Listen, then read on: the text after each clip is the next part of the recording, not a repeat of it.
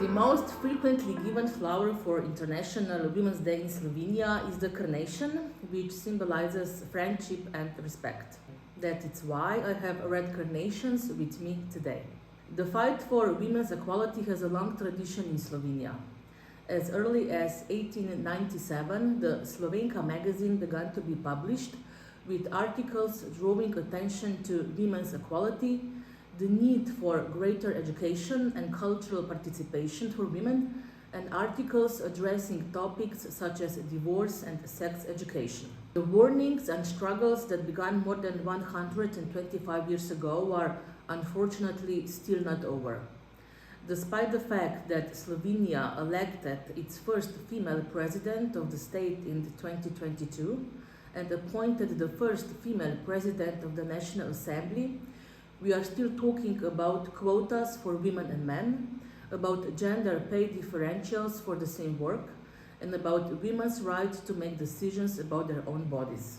On International Women's Day, we remember women's labor, social and political rights the people struggled for in the past, but we also remind ourselves on this day that chosen rights are not a given. It should be the work of all of us to ensure that we no longer need to commemorate International Women's Day. We should learn about International Women's Day as a holiday from years gone by, which we no longer need to because we now live in a society of equality and non-discrimination.